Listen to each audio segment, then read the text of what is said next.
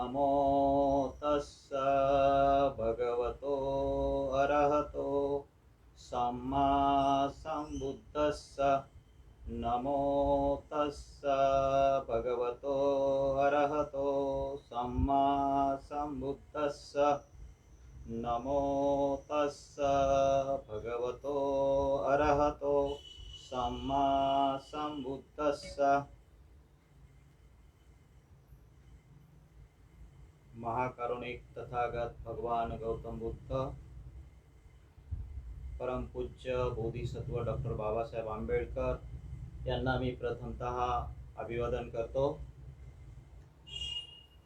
आजच्या ह्या भाद्रपद पौर्णिमेच्या आपणा सर्वांना हार्दिक हार्दिक शुभेच्छा।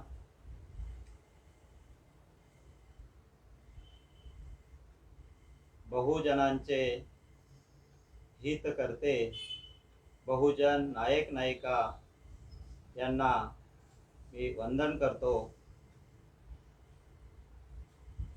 आज धम्मकाया फाउंडेशन आणि फेडरेशन यांच्या वतीने वर्षावासानिमित्त जी प्रवचन मालिका सुरू केलेली आहे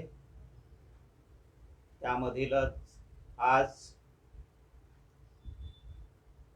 20 सप्टेंबर 2021 रोजी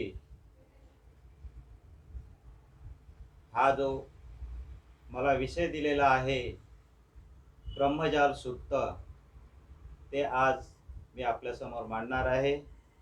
आपण सर्व त्याचा आस्वाद घ्याल, शांतचित्ताने ऐकाल अशी आशा करतो आणि सर्वांना सस्नेह जय भीम।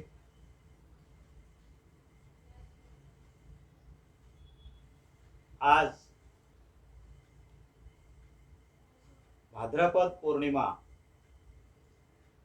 पालीमध्ये पुठ्ठपादो असं म्हणतात भाद्रपदला।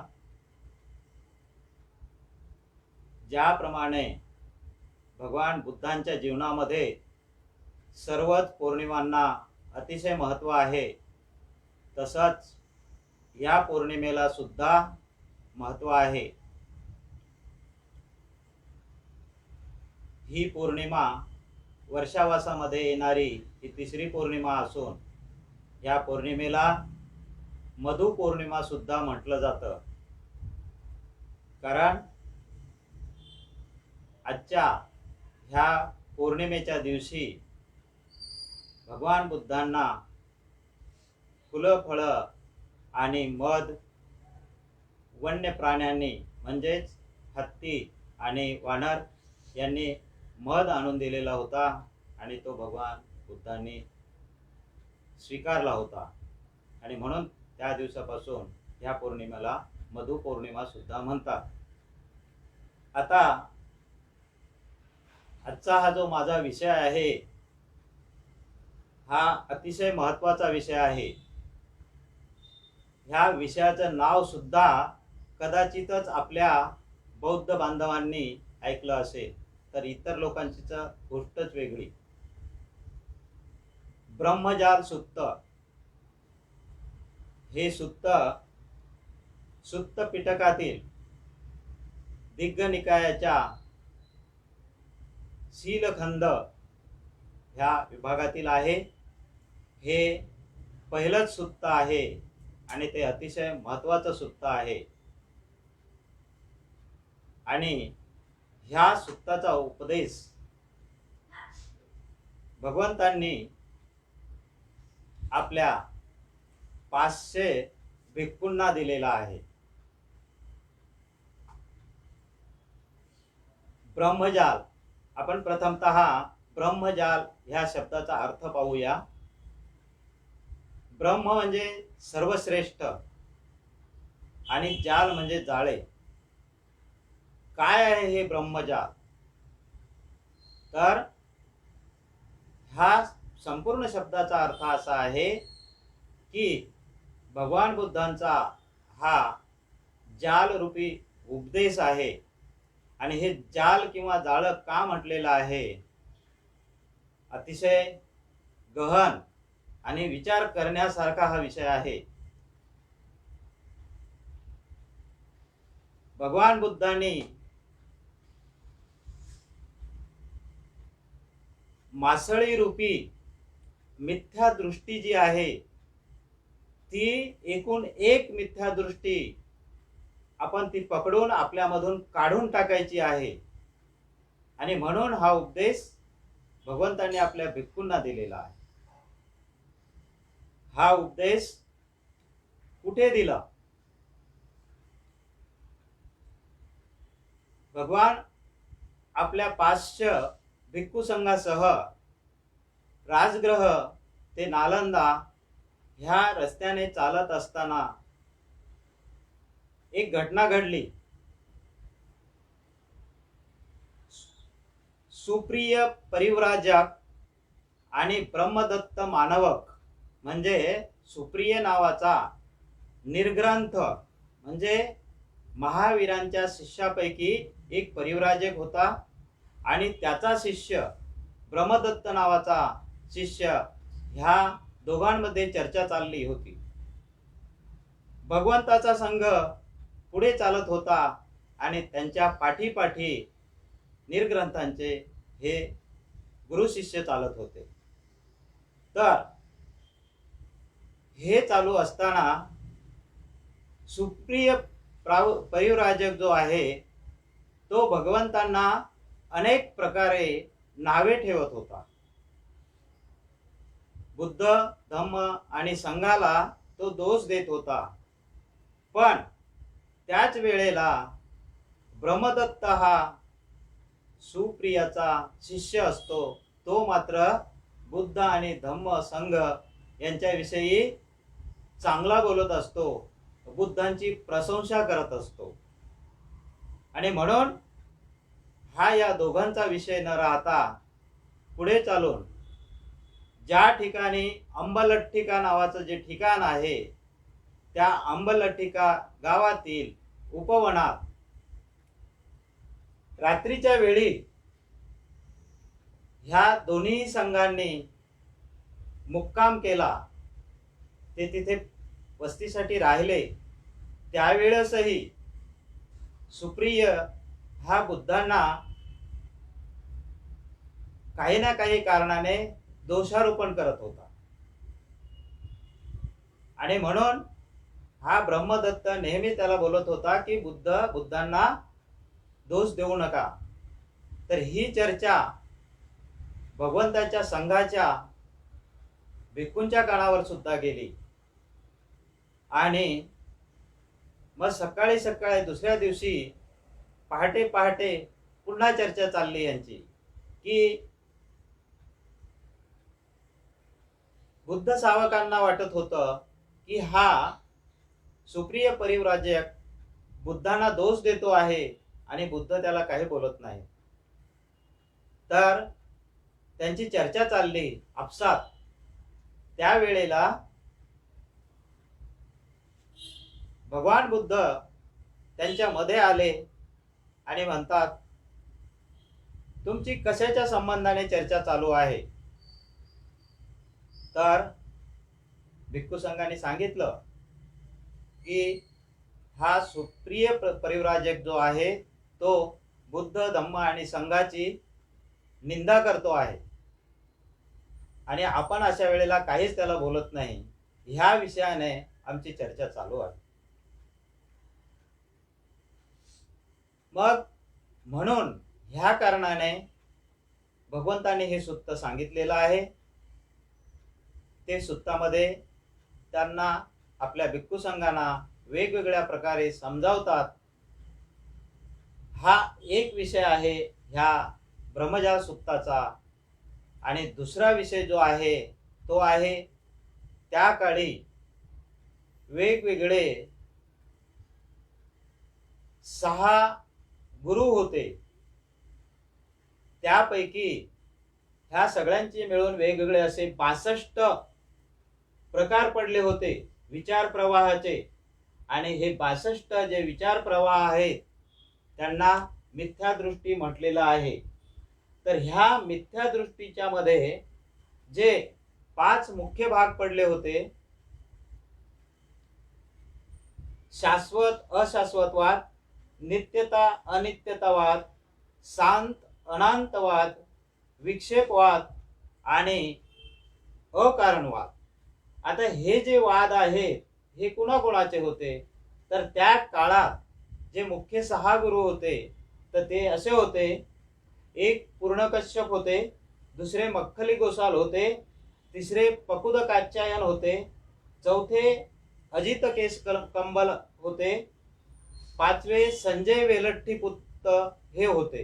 ह्या 5 लोकांमध्ये असे वेगवेगळे ग्रुप होते आणि त्या काळी ह्या विषयावरती चर्चा चालायच्या. तर यांच्यापैकी जे वेगवेगळे वरचे 4 आहेत म्हणजे शाश्वतवाद, नित्यतावाद, शांत अनंतवाद आणि विक्षेपवाद, याच्यामध्ये प्रत्येकाचे सिद्धीसाठी 4 वेगवेगळे हेतू होते आणि त्या हेतूच्या अनुषंगाने हे चर्चा करत असत. अशा प्रकारे 16 ते आणि अकारणवादाचे 2 हेतू, अशा प्रकारे एकूण 18 हेतू वेगवेगळे होते आणि उरलेले जे 44 हेतू आहेत हे अनेक वेगवेगळ्या प्रकारच्या धारणा निर्माण झाल्या होत्या आणि त्या धारणा म्हणजेच मिथ्यादृष्टी आहेत असं बुद्धांनी त्या मिथ्यादृष्टी म्हटलेलं आहे. आणि ह्या ज्या मिथ्यादृष्टी आहेत त्या घालवण्यासाठी म्हणून बुद्धांनी हा ब्रह्मजाल सुत्ताचा उपदेश केला आहे. म्हणजे पर्यायाने आपल्याला असं म्हणता येईल की ब्रह्मजाल सुत्त सांगण्याचे बुद्धांचे 2 उद्देश होते आणि त्यापैकी एक होता तो ह्या 62 प्रकारच्या मिथ्यादृष्टी काढून टाकणे आणि दुसरा उद्देश होता आपल्या भिक्खू संघामध्ये जे काही आचरण आहे किंवा इतरांबद्दल राग, द्वेष किंवा कोणाची ईर्ष्या आहे ती आपल्या भिक्खू संघामध्ये येता कामा नये. अशा प्रकारे भगवंतांनी हे 2 उद्देश ठेवून हे ब्रह्मजाल सुत्त सांगितलेलं आहे.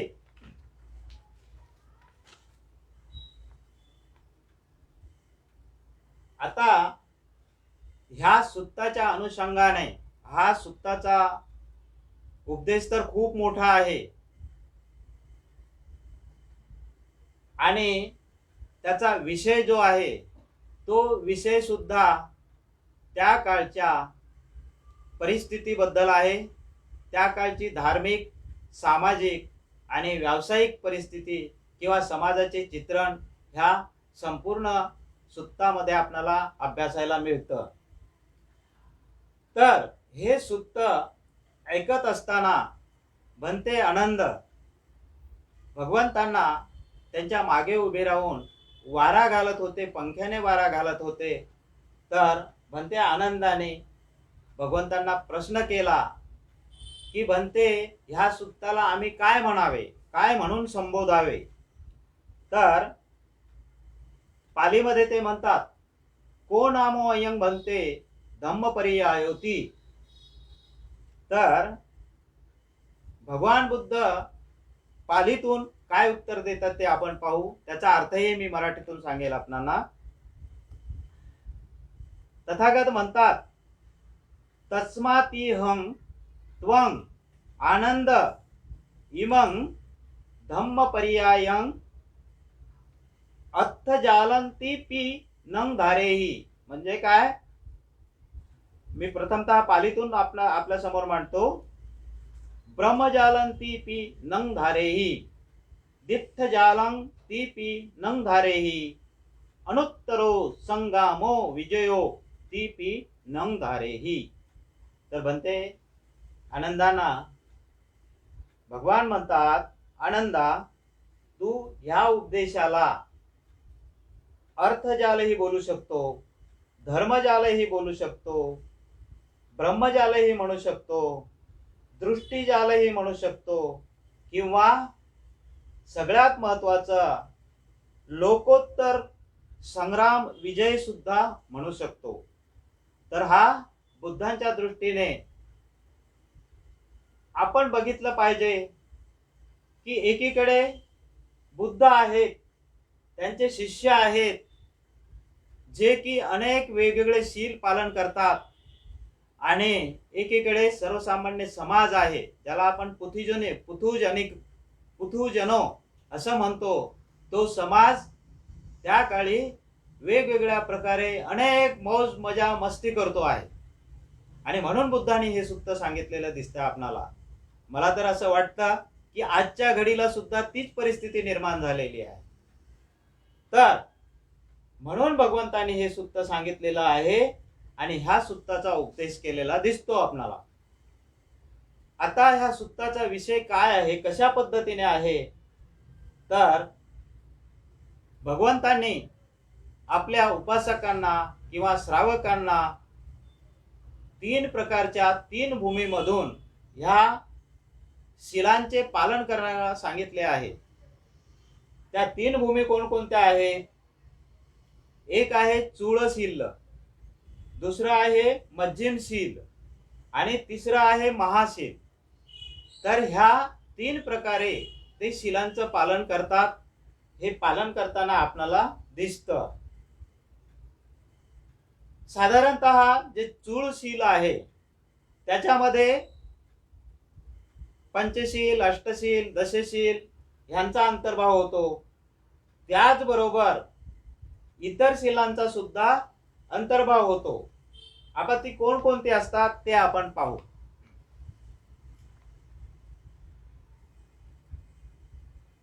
पाणातिपातं पहाय पटिविरतो होती. हे भिक्खू पाणातिपाता करत नाहीत, त्याच्यापासून ते विरत राहतात. त्याचबरोबर अदिन्नादान हे करत नाहीत, ते त्यापासून अलिप्त राहतात. अब्रह्मचर्यं पहाय म्हणजे अब्रह्मचर्य सोडून ते त्यापासून विरत राहतात. ते मुसावादं पहाय म्हणजे खोटं बोलण्यापासून विरत राहतात. त्याचबरोबर पिसुनं वाचं पहाय म्हणजे एकमेकाची चहाडी चुगली लावण्यापासून ते विरत राहतात, दूर राहतात. फरुसं वाचं पहाय म्हणजे कठोर बोलण्यापासून दूर राहतात. संफ्लापं पहाय म्हणजे संफ्लापा वाचा म्हणजे काय, व्यर्थ बडबड करण्यापासून ते अलिप्त राहतात. त्यानंतर बीजगाम भूतगामा समारंभा पटिविरतो होती.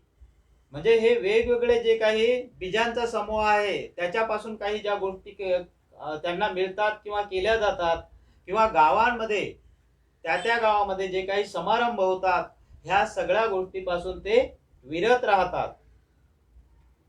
त्यानंतर काय आहे, एकभत्तिको म्हणजे विकाल भोजन करणारे.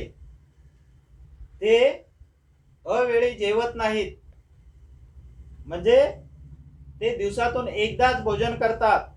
आणि ते भोजन कसं असतं, पालीमधून असं आहे, ते श्रद्धादेयाने भोजनाने भुंजित्वा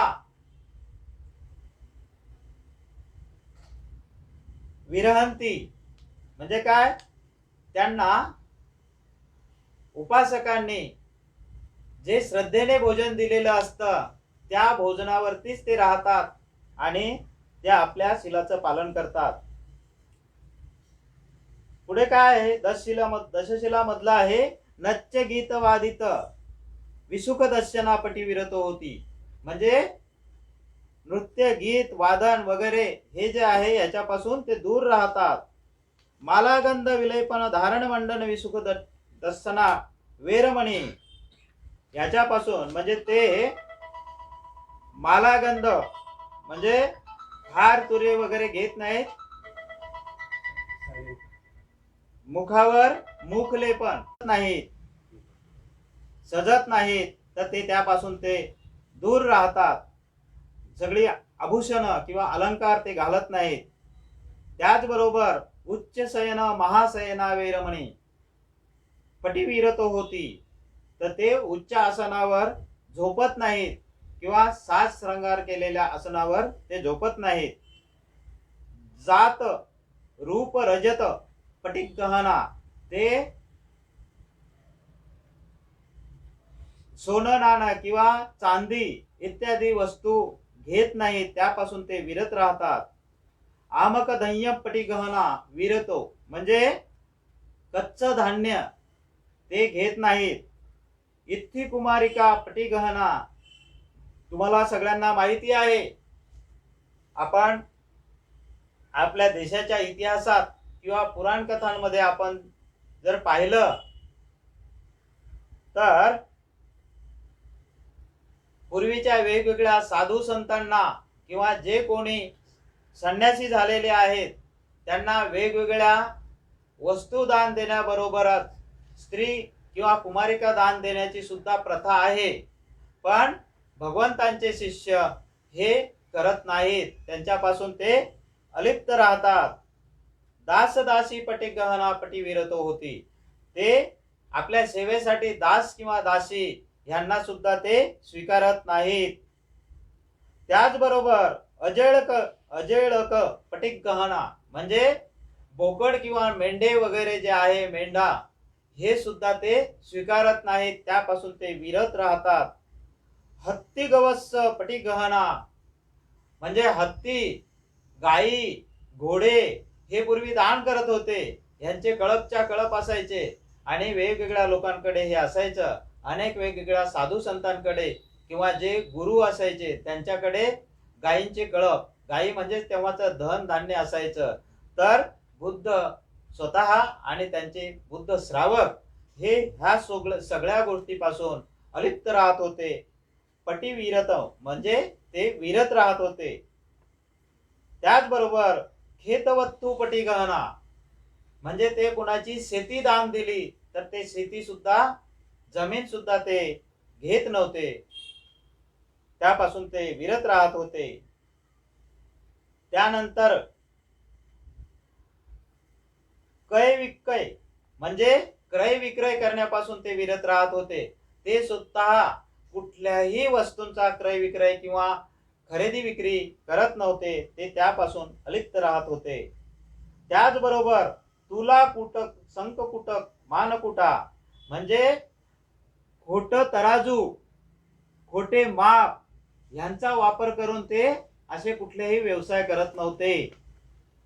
अशा पद्धतीने छेदन बंधन विरापमोसो अलोप सह सत्सकारा विरतो होती, म्हणजे कुठल्याही प्रकारची कोणाला ते छेद करणं, जखम करणं किंवा त्यांना मारणं, ह्या सगळ्या गोष्टीपासून बुद्धाचा संघ हा अलिप्त असतो आणि त्याच्यामध्ये आपण पडायचं नाही, हे बुद्धाने आपल्या भिक्खू संघाला ह्या उपदेशामध्ये सांगितलेलं आहे.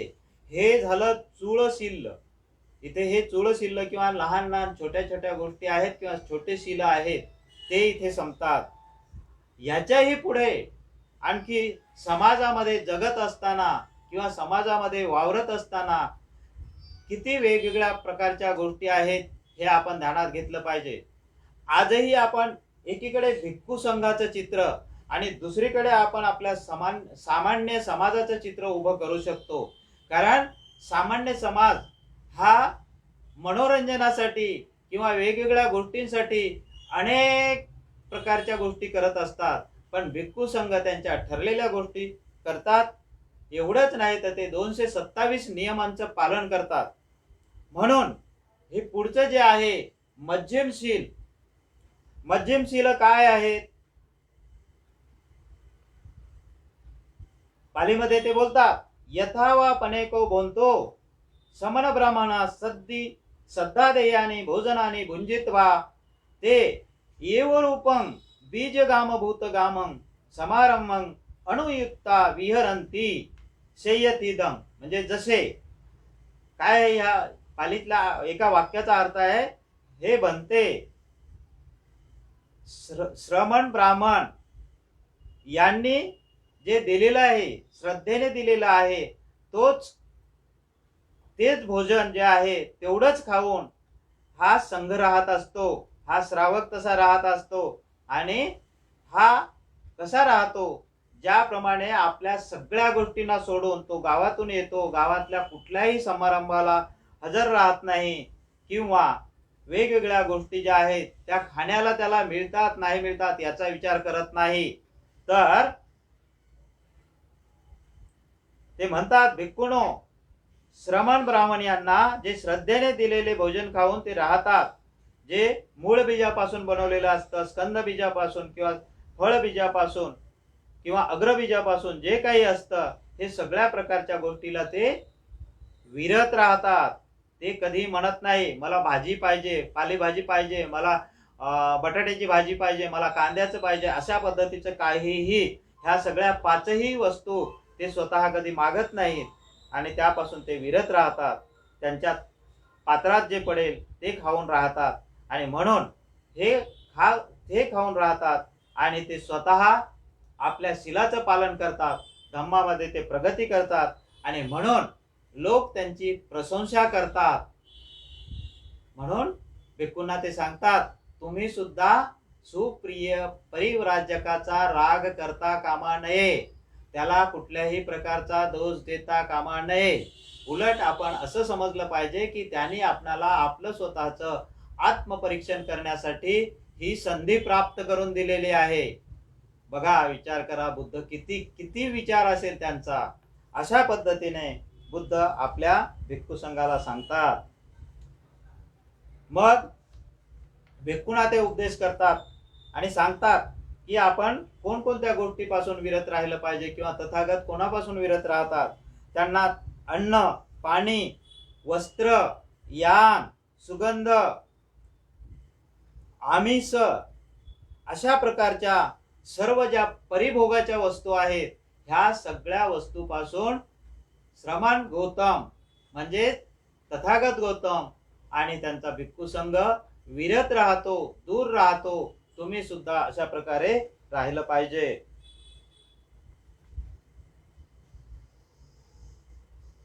आता मनोरंजनाचा विषय आलेला आहे.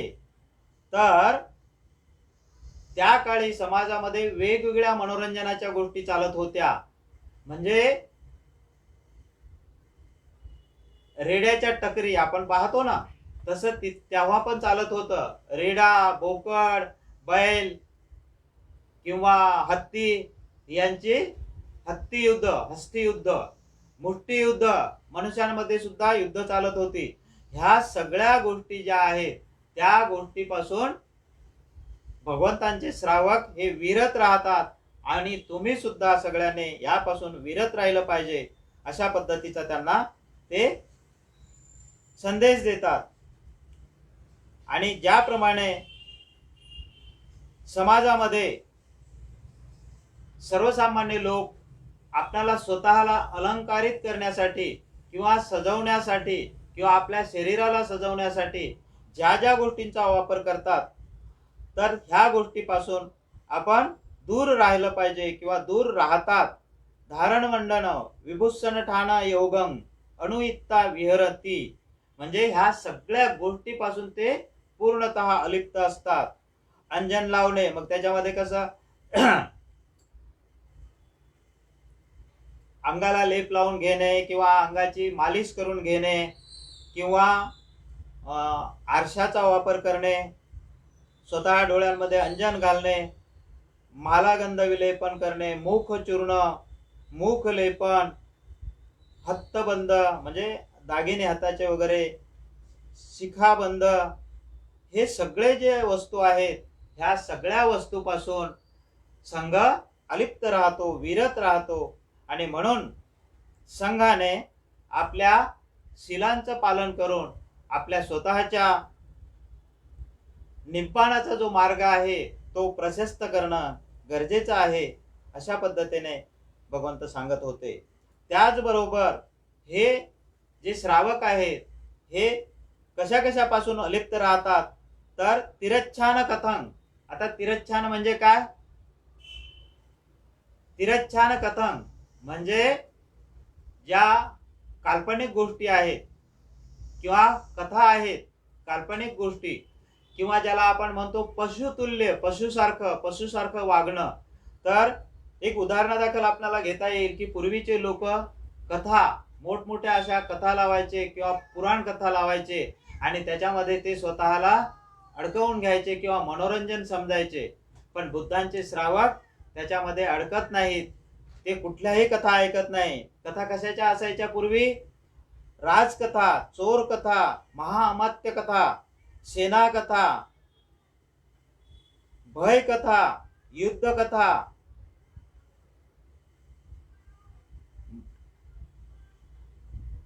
माला कथा, गंध कथा, ज्ञाती कथा, यान कथा, गाम कथा, निगम कथा, नगर कथा, जनपद कथा, इत्थी कथा म्हणजे स्त्री कथा, पुरुषांच्या कथा, ह्या सगळ्या प्रकारच्या वेगवेगळ्या कथांपासून हे श्रावक अलिप्त राहतात, विरत राहतात. आणि म्हणून भगवंतांनी आपल्या श्रावक संघाला असा संदेश दिलेला आहे, उपदेश केलेला आहे की आपण सर्वांनी ह्या गोष्टीपासून विरत राहणं हे आवश्यक आहे. आता ह्याच्या पुढचं शील काय आहे? तर हा भगवंताचा संघ जो आहे तो विनयाबद्दल सुज्ञ असतो, जाणकार असतो, विनयांचं पालन करणारा असतो. कारण श्रावकांना म्हणजेच भिक्खूंना 227 विनय दिलेले आहेत आणि भिक्खुनींना 311 विनय दिलेले आहेत. तर ह्या सगळ्या विनयाशी ते बांधील असतात आणि विनयाच्या संबंधाने ते कुठेही विनयाचं उल्लंघन होऊ देत नाहीत. तर ह्या ज्या गोष्टी आहेत, विनय महत्वाचा आहे. हा विषय खरा म्हणजे की आपणाला आत्ताच्या समाजाला विनय म्हणजे काय हे माहिती नाही आहे. आणि ते विनय कोणी किती पाळायचे, उपासकासाठी किती विनय आहेत, श्रामणेरासाठी किती विनय आहेत आणि भिक्खू भिक्खुनीसाठी किती विनय आहेत हे आपण अभ्यासलं पाहिजे. आणि त्याप्रमाणे ह्या समाजाने सुद्धा पंचशिलाचं पालन केलं पाहिजे. आणि जे कोणी भिक्खू झालेले आहेत ह्या भिक्खूंनी आपले 227 विनयांचं पालन करून आपण त्यांचा आपला स्वतःचा मार्ग जो आहे तो निब्बाणाचा मार्ग त्यांनी पत्करला पाहिजे. त्याचबरोबर ह्या विनयांच्या बाबतीमध्ये मिथ्या दृष्टी बाळगता कामा नये. कारण धर्माच्या मार्गावर चाललेला असताना आपल्या मनामध्ये वाईट दृष्टिकोन किंवा मिथ्या दृष्टिकोन ज्याला आपण म्हणतो तो निर्माण नाही झाला पाहिजे.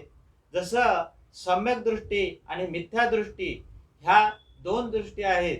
तर भगवान बुद्धांना सम्यक संबुद्ध आपण म्हणतो आणि म्हणून भगवान बुद्धांनी जे जे काही उपदेश केलेले आहे ते सगळे सम्यक आहेत.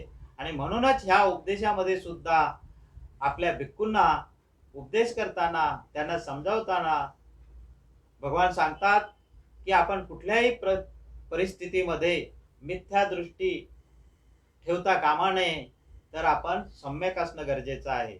म्हणजे दुसऱ्याने आपल्याला जरी दोष दिला ते स्वतःबद्दल पण सांगतात. बुद्ध, धम्म आणि संघाच्या बद्दल कोणीही निंदा केली किंवा मला स्वतःला सुद्धा कोणी जर बोललं तर तुम्ही रागावता कामा नये. ते भिक्खूंना त्याच उपदेशपर संदेशामध्ये किंवा त्याच सभेमध्ये ते बोलतात की जर मला कोणी एखादी शिवी दिली किंवा तुम्हाला कोणी सांगितलं की बुद्धांना शिव्या दिल्या तर हे तुम्ही शहानिशा न करताच तुम्ही मान्य करणार काय? आणि कुठल्याही प्रकारची शहानिशा न करता तुम्ही वाईट वाटून घेणार का? तर त्यावेळेस भिक्खू संघाने सांगितलं आम्ही तसं नाही करणार, आम्ही आपण सांगितलं त्याप्रमाणे राहू. आणि म्हणून भगवंताने त्यांना सांगितलेलं आहे की हा जो उपदेश आहे तुम्ही तो धारण करा स्वतःमध्ये. तो कसा धारण करा? तर स्वतःच्या आचरणाने तो धारण करा आणि तो समाजाला पण दाखवून द्या. आणि म्हणून तुम्ही लाभ सत्काराच्या मागे न लागता तुम्ही त्यापासून दूर राहा आणि कुठल्याही प्रकारे कुणाचाही द्वेष, राग किंवा ईर्ष्या करू नका. अशा पद्धतीचा हा उपदेश दिलेला आहे. आता तिसरा आहे महाशील. महाशील जे आहे त्याच्यामध्ये त्या काळी आणि आजही सुद्धा चालतं बघा, वेगवेगळे म्हणजे कुणाचं भविष्य पाहणे किंवा वेगवेगळ्या लक्षणा म्हणून किंवा लक्षणं सांगणे. जसं बुद्धांच्याच बाबतीमध्ये आशित मुनींनी सांगितलं की हे 32 लक्षणाने युक्त असं बाळ आहे आणि हे सम्यक संबुद्ध होईल. तर ह्या ज्या गोष्टी आहेत, जरी बुद्धांचं भविष्य सांगितलेलं असलं आणि स्वतःला माहिती जरी असलं, तरी बुद्धांनी ह्या सगळ्या गोष्टीपासून लोकांना अलिप्त राहायला सांगितलेलं आहे. त्यांच्या भिक्खूंना अलिप्त राहायला सांगितलेलं आहे. तर त्या काळात काय होत होतं, एक प्रकारे कर्मकांड होत होतं, यज्ञयाग चालत होते आणि त्या यज्ञामध्ये वेगवेगळ्या आहुती दिल्या जात होत्या आणि वेगवेगळ्या प्रकारचे जे काही होम हवन होत होते त्यापासून हा संघ अलिप्त असायचा. तर हे यज्ञ कशा कशाचे असायचे बघा. अग्निहोम, थुस होम, कर्ण होम, तंदूल होम. थुस म्हणजे तूस भुस्सा वगैरे, आणि अग्नी तुम्हाला माहिती आहे. कर्ण होम म्हणजे धान्याचे ते बारीक केलेलं असतं, आणि तंदूल होम म्हणजे तांदूळ म्हणजे ते अग्नीमध्ये टाकायचे, त्याचा होम करायचे. त्यानंतर सप्पी होम, सप्पी म्हणजे तूप तूप तूप अग्नीमध्ये टाकायचे, जाळायचे. तेल होम, तैल होम, मुख होम, लोहित होम. आता मुख होम म्हणजे काय आहे, तर ती तुपाची गुळणी घ्यायची तोंडामध्ये आणि ती गुळणी त्या अग्नीमध्ये टाकायची, त्याला मुख होम म्हटलेलं आहे. लोहित होम, लोहित म्हणजे रक्त, त्याचं सुद्धा ते होम करत होते. अशा ह्या सगळ्या वेगवेगळ्या विद्यापासून आणि होम आणि यज्ञापासून स्वतः बुद्ध आणि त्यांचा संघ ह्या गोष्टींपासून अलिप्त राहत होते. म्हणूनच त्या काळात एकीकडे समाजामध्ये अतिशय असं वेगवेगळ्या प्राण्यांचा, पशूंचा बळी देणे, ह्या सगळ्या गोष्टी चालायच्या. त्याच्यामध्ये ते करमणूक समजत होते किंवा मनोरंजन समजत होते. आणि इकडे बुद्धाच्या संघाने मात्र ह्या सगळ्या गोष्टी त्यागलेल्या होत्या आणि ते आपल्या नियमांचं पालन करून जगत होते. त्याचबरोबर वेगवेगळ्या लक्षणाहून भविष्य सांगणे म्हणजे मनी लक्षण, वस्त्र लक्षण, दंड लक्षण, शस्त्र लक्षण. त्यानंतर अशी लक्षण म्हणजे तलवार, उसु लक्षण म्हणजे बाण, धनुलक्षण धनुष्य, आयुध लक्षण म्हणजे आयुध शस्त्र, स्त्री लक्षण म्हणजे स्त्रीचे लक्षण, पुरुष लक्षण, कुमार लक्षण, कुमारिका लक्षण, दास लक्षण, दासी लक्षण, हत्ती लक्षण, घोडा लक्षण, म्हैस लक्षण, वृषभ लक्षण, गाय लक्षण, बकरा लक्षण, मेंढा लक्षण, कोंबडा लक्षण इत्यादी सगळ्या वेगवेगळ्या गोष्टीचे लक्षण सांगणे वगैरे त्याच्यावरती हे लोक विचार करून कल्पित होते. आणि एवढंच नाही तर त्यावेळेसचे जे काही 62 प्रकार होते तर ते अशी कल्पना करत होते की दोनच गोष्टीचा विचार करायचे, आत्मा आणि सृष्टी. ही सृष्टी कोणी निर्माण केली, तिची सुरुवात कुठे झाली आणि अंत कुठे होतो, ह्याच्यावरती चर्चा करत होते. बुद्धांनी मात्र ह्या सगळ्या गोष्टी टाकून दिल्या आणि ते ह्यापासून विरत राहिले. अशा पद्धतीचं हे महाशील याच्यामध्ये हे मोडतात, अशा पद्धतीचे ते शील पालन करत होते. मध्यमशील, महाशील झालं. आता आपण ह्या ब्रह्मजाल सूक्ताचा एक सारांश किंवा निष्कर्ष काय काढू, तर मी एक 4-5 मुद्दे काढलेले आहेत आपल्या समोर, मी ते मांडतोय. निष्कर्ष असा काढता येईल की बुद्धपूर्वकालीन आणि बुद्धकालीन जम्बूद्वीपाचे संपूर्ण धार्मिक आणि सामाजिक विश्लेषणात्मक चित्र आपल्या डोळ्यासमोर उभे राहते.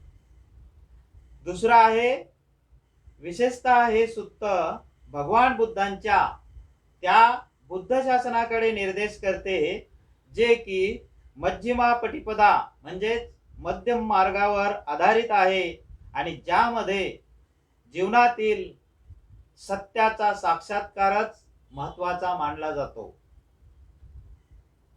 तिसरा आहे शाश्वत आणि अशाश्वत वादात न पडता सत्यवादी मार्गावर चालून परिव्राजकांनी व उपासकांनी सुद्धा आपले अंतिम ध्येय म्हणजे निब्बाण पदाचा साक्षात्कार करावा. चौथं, बुद्धकालीन भारतीय विचार आणि शंका कुशंकाच्या पार्श्वभूमीवर बुद्ध शासनाचा संदेश तत्कालीन भारतीय समाज, त्या काळचे व्यापार, उद्योग, व्यवसाय, सामाजिक जीवन इत्यादी बाबींचे चित्रण ह्या सूत्रामधून आपल्याला स्पष्टपणे कळते, त्याची माहिती मिळते. आणि म्हणूनच सद्यस्थितीत सुद्धा ब्रह्मजाल सूत्राचा उपदेश लागू पडतो असे मला वाटते. या अर्थाने हे सूत्र जे आहे ते अतिशय महत्त्वाचे आहे असे मला वाटते. आणि म्हणून मी आपल्या ह्या समाजाला एक विनंती करेन, जे की स्वतःला बौद्ध म्हणून घेतात, बाबासाहेबांचे अनुयायी म्हणून घेतात, त्यांनी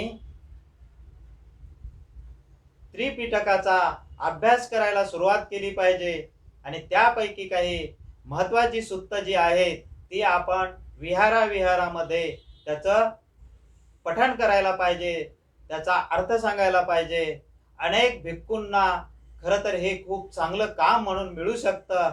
हे काम फक्त भिक्खूंनीच करावं असं मी म्हणणार नाही, तर अनेक सुज्ञ उपासकांना मी एक विनंती करतो की त्यांनी हे काम करायला सुरुवात केली पाहिजे.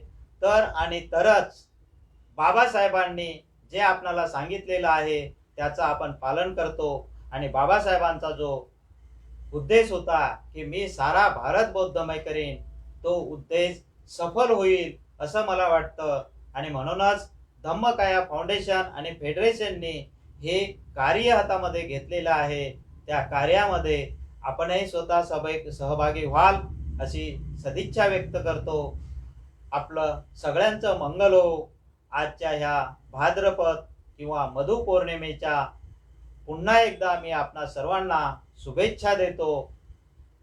आपणाला धम्माचा मार्ग त्वरित लवकर मिळो, मंगल हो, तुमचं सगळ्यांचं मंगल हो ही सदिच्छा व्यक्त करतो आणि मी इथेच थांबतो. जय भीम, जय बुद्ध, जय भारत.